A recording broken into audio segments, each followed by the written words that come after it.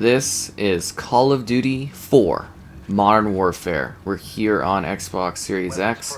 Be sure to like the video. Subscribing is great as well. So, what are we getting here in this original classic Call of Duty experience that really kickstarted the franchise and started to make shooters what they are today? It is 600p, 60 FPS, and there is no auto HDR support in this experience. And for whatever reason, every time I go to this one, it seems like my progress gets reset. But I have beat the full experience a couple times over for sure over the years. And yeah, it is great to be back taking a look at this game because it is one of my all-time favorites. It's right up there beside like Halo 3, and you know, 2007 was a magical year and a magical time in gaming. So first off, we've got the campaign, and then we'll show off some of the multiplayer in action so you can see what that iconic experience was like. Now, I will mention that, you know, this original experience is great, and it's fantastic, and it's very nostalgic. I would recommend taking a look at Modern Warfare Remastered, as I do feel that it takes this original experience and does upgrade it, you know, quite a bit. Textures-wise, aesthetics-wise, it's a really big improvement over this original experience, but there is something awesome and nostalgic about still being able to see that original experience for everything that it was. So let's dive in and let's showcase this awesome game. So the story follows a really unique perspective as we're kind of chasing these weapons of, you know, mass destruction and stuff like that. It was a very intriguing time when this came out. It was very topical. It you know, it kind of matched the mood and the atmosphere at that time, and it completely revolutionized shooters forever. Like, we're still, even today, and we probably will be for years to come, still seeing and feeling the effects of what this one game had across the entire industry. Just crazy change because of this one in terms of how shooters were done, the types of, like, you know, combat, the style of how shooters were made, the storytelling perspective of how this type of game was, you know, kind of produced there on out, and also, you know, obviously the multiplayer being like just this massive deal. But we'll obviously talk about the multiplayer a little bit later on. The campaign had a few different, you know, kind of difficulty options. It can get pretty brutal. I am, like I said, a little disappointed that my progress, for whatever reason, did not seem to carry over to the Series X, because, like, I had it pretty close to being finished on Veteran. There was a good chunk in, so I'll have to go back and probably do that at some point down the road, I suppose. But there's also Intel Define, which was kind of collectible, so that's what we picked up earlier, that laptop there. I think there's like 30 pieces. Oh, it usually tells you. Maybe there's Modern Warfare 2 that has the counter kind of thing. So yeah, this was, to me, a really intriguing game in terms of narrative and storytelling. Some of the huge shock and awe moments. It really did something that I don't think any other shooters at the time even were coming close to doing. And it just really set the pace and the stage for, like, what a shooter game could become. Now, it is sort of a lot simpler in comparison to what we have in the modern era, right? Like, the technology's changed a lot. The characters seemingly have stayed the same because obviously they've rebooted this franchise, right? But there is something really just so well done in this one in terms of, like, the tone, the style of gameplay, the combat of it, the locations you would go, and it was epic. What was really cool, though, I think more than a lot of stuff, was the fact that this was, like, a really epic but self-contained story that eventually, you know, with Modern Warfare 2 and 3, got blown out and spiraled into this huge global warfare experience. And that was kind of crazy, because this one, it is one of those, you know, you're a big hero kind of, like, attempting to stop, like, a big event from going down, right? But in the sequels, it becomes this huge thing where you're kind of, like, fighting all the way, like, huge battles in, like, America and then across Europe, and, you know, this team gets to do even crazier things as new characters are established and different motivations are added. And I think in general, the story here, too, kind of got expanded upon. because in really interesting ways, because they took stuff that we had seen in this one and they kind of added to it in the later entries to just kind of fill it out a bit more, and I thought that was really neat. And then obviously this game too has so many iconic moments in its campaign. You know, not just like, is there another... Oh, oh, that guy surprised me a little bit. Yeah, no doubt that I'm hurt. Not just in terms of, like, you know, those big kind of gasp moments, but just, like, big, incredible set pieces, neat twists, different perspectives, like in Gillies in the Mist, which is obviously iconic, but I won't spoil it for those that haven't seen that. It's so cool, and it's like the tension of going from like big explosive moments to like crazy quick action moments to some calmer, wilder perspectives. It really showed like some of the crazier parts of Warfare in some really genuinely intriguing ways. And I don't know if the darkness is the best way to kind of showcase things, but this is like actually a pretty cool level, just in terms of like the setting of like it being a little darker out, us like storming this area, figuring out what's going on. It's pretty cool. It really is. I was debating on just doing the opening segment, where you kind of come in on the boat, which is always great, but no, this one is, this is a good set the stage kind of situation here. Gives you a sense of scope too, which is so funny because it's like nowadays, you know, when you're taking a look at this, it would be like, why is that guy? Wow, I'm not sniping at all. My sniping's really bad there. What I was trying to say is, like, nowadays, you know, all this, like, the building structures and stuff seems so simple, but back then it was like, whoa, look at this. The sense of scale, the craziness that's going on here, you know, this attack, and it's, yeah, it is still just wild. I think this actually holds up pretty well. You know, obviously we've seen, and I've played the remastered version for, like, I think it's getting closer to, like, 10 years already, so that probably needs to be redone at some point, too, which is kind of funny. Yeah, it's kind of funny, at least several years or so later on. But I think this original version still, too, with like the visuals and the aesthetics, well, a little bit simpler, still just like triumphantly holds today as being something that's like quite a treat to take in. I'm glad I'm not doing this on veteran though. I'm not even mentally prepared to handle the intensity that is. At least that's not World at War with the spinning grenade wheels. This one could be pretty bad for grenades, but yeah, World at War was just like the spinning wheel of chaos and sorrows is what that was. Can I get some like support here? Is that like where am I getting attacked from? All it takes is one bad play and you're like gone. Oh yeah, and all the last stand stuff too. It really was a bit of a game changer from that perspective. I can't believe I'm like revisiting something that's like so like important to me from that time, and it's been so long. And I know that time will keep on marching, and I'm sure they'll probably have Modern Warfare reboots after Modern Warfare reboots, but it is genuinely cool to like have an excuse to be back playing this and taking a look at this game. Just one of my favorite titles. One of the biggest, most impactful titles in my life too. And just like, yeah, enjoying that action again and feeling that tension. Night vision on. And then, yeah, the perspectives on this one are really cool because, like I said, you're going from like, you know, this one squad, this task force, to like another group, and you just get to see different elements of the warfare going on.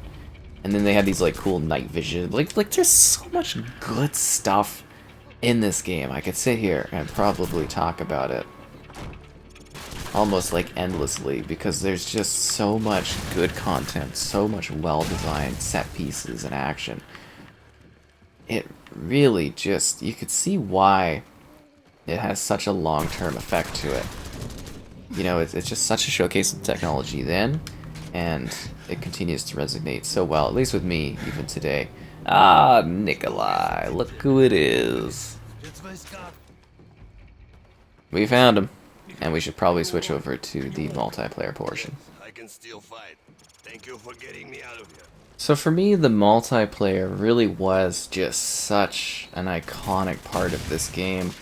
It really did set the stage for shooters, even now, just in terms of like how the game played, the style of multiplayer, and all of the features that were present here.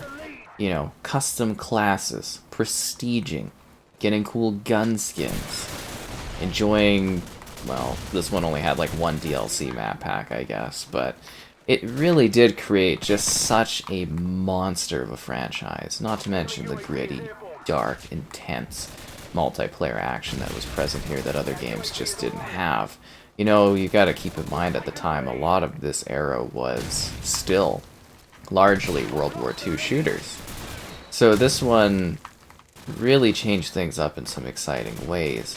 And then the perk system, the way the competitive multiplayer was done was epic. You know, you'd sit there playing like Search and Destroy. We played a lot of headquarters.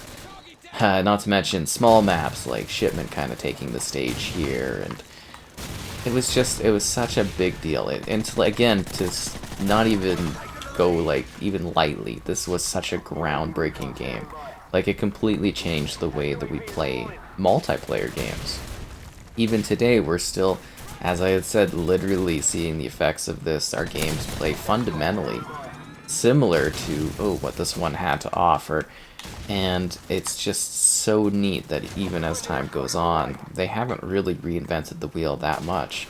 They've sort of just added more and changed up what was designed originally in this first Call of Duty experience, because they just nailed it. It was so perfectly well done. And I love how this game has like a different sort of style for how like kind of gun shoot and everything, and you know, it's a lot less clean than in comparison to what it is today. There's a lot more like guns jumping around, and it's really just great. Like, this multiplayer was so fun. You know, like, I'm 10th Prestige here. I spent days and days and days of my life playing this with my friends. Oh, we had like the tags, your clan tag, and you could like, you know, you had to like hear battles going on against others. We were even looking at like doing competitive stuff back in the day for this one. Like, it was like game battles or something we were looking at doing, and this game was just such a triumph for the first person shooter. It really was. Just shooters in general. This one was such a big deal. I mean, we've actually even seen this franchise rebooted at this point, which is crazy.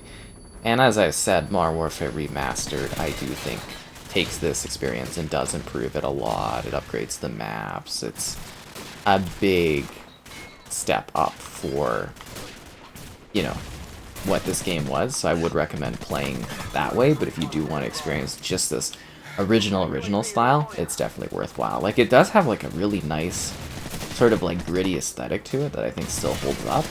And to me, it's really cool that I'm seeing people here playing this game, because I love it so much. Like, it's just hasn't skipped a beat. But yeah, Modern Warfare Remastered does actually, you know, improve stuff and add some other things. But if you do want that original untouched version of this game without any additional things, this is the way to go about it. And I love that this exists, or, you know, coincides and coexists with a remastered version. That's awesome. Because not many times do you actually get to have both iterations present. One usually replaces the other, or one's from a previous time and it just kind of gets forgotten about. So yeah, being back here just brings in lots of intense memories. I also remember initially kind of being like, oh, I don't know about this, because, you know, I loved COD 3 so much. And it, you know, this game is such a difference compared to Call of Duty 3, obviously, as you can imagine. But it's still so good. Like, it still feels awesome to play, and I would always play with like only iron sights, and I did like all the guns and everything for stuff, and oh, I spent so much time playing this and having so many fun hours. Like, this really was a big part of my multiplayer for great amounts of time. We were living really good in that 2007 year. There was some top-notch stuff. Basically had this and like Halo 3 going at it. Online gaming was crazy then. It really was, like, genuinely just crazy. And these maps, like some of the most iconic maps we have in like the Modern Warfare series. But the funny thing is, you know, like a good chunk of them kind of just literally share, you know, 10 years old maps. Like, you know, Call of Duty 3 is like 10 years old. But Modern Warfare 3 is like 20 years old. So it's with their single player level equivalents, which is kind of funny. But the other thing about the maps, which is neat too, is they don't have like a lot of later maps. They're really designed around like the multiplayer flow. You know what I mean? Like really fine-tuned for multiplayer. But like this one, it's just sort of like a lot of the maps are just kind of like places and setups. And like I said, taken from campaign, so it's neat to see that. Let's jump into the next match. For whatever reason, people voted for District or didn't vote District to go away, so we're kind of stuck on this map.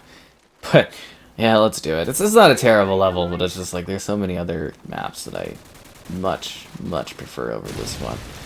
I don't know, I'll always have like a real soft spot for this entry in the series, obviously, and just, I think a lot of people, they just kind of play COD today, but they don't really think about how it got to where it is, and you literally would have none of the Call of Duty action or the shooters that you have today without this one.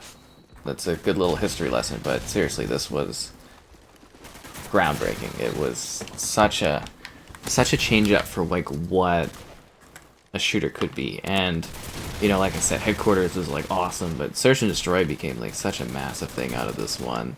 You know, hyper competitive. It is really quite intensive. And then also the kill streak system too, that was part of this.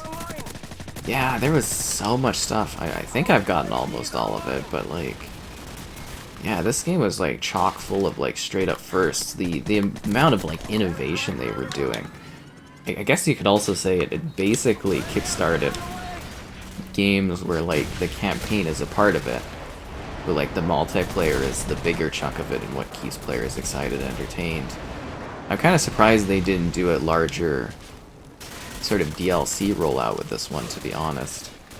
But I think they were mostly just being like, wow, this game is doing so well for us. They were probably working on planning its successor, like right off the bat. They were probably like, okay, where do we take this next, essentially? And maybe that's what the bigger focus was, a little less about DLC and more about getting money off that potential sequel. And what a mess up there. I was always trying to work towards getting a chopper, which is a bit of a shame. But yeah, I will always have a lovely time sitting here playing this game. I'll always just absolutely love this one, and it's actually just been incredible sitting here just playing a bit of it with like full groups of people again is kind of magical. But I really do, even at this point, while you are playing with players, I would recommend the Modern Warfare Remastered experience. I know it's throwing you away from like my favorite game here, but you know, it is this same experience, but it's just upgraded. It's got more stuff going on, and it's more lively. There's more people checking it out. So yeah, and there's more prestiging to do, and there's some more stuff. Like, it really is in the vein of this classic experience, but just improved upon. And that's, to me, that's the way remasters really kind of should be going, is improving upon stuff that I kind of loved and just adding to it, right? With things that are respectful to the original vision. But if you do want that straight up original vision, obviously you can play this one and you can have a good time with others. So that's pretty good. Are we not? Oh, jeez. So I'm like, should we kind of push forward and take more ground here? Or are we kind of getting like, I think we're getting held back almost, and I don't like that in the slightest. I don't got somebody with the Motrodome. Oh, the fun little kill streaks and perks and crazy stuff and weapons, and obviously the MP5 here was like the pride and joy of my stuff, but there's lots of other cool weapons and toys in this one. As I did say, I kind of was like mastering most, if not like everything in this one for guns. I spent so much time actually doing like challenges and like gun skins, and it was good. It was a great experience for me. It was such a magical time of my youth playing Call of Duty 4 Modern Warfare. And I hope that maybe more people, and you can actually see a bunch of new players checking it out for the first time, or maybe revisiting it, but I'm hoping more people could take a look at this game and see just how magical it really is and how special it was as a shooter. It was such a great game. It genuinely was such a big part of my, my youth, for sure. And I think of a lot of like other people too, but most of my pals did on board for like Modern Warfare 2 and later, but this is that pure great level of nostalgia, I would say, for sure. Excellent game.